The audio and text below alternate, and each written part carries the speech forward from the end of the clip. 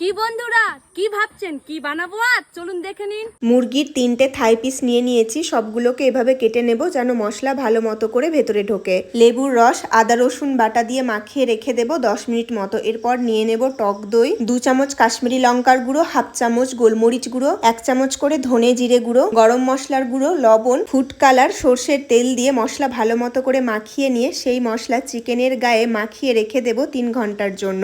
3 ঘন্টা হয়ে গেলে চলুন এবার এটাকে তাওয়াতে ফ্রাই করে নেব।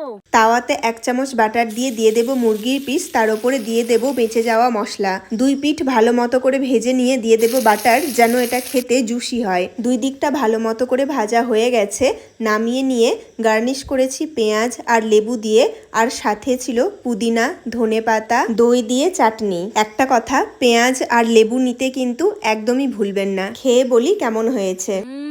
দারুণ হয়েছে।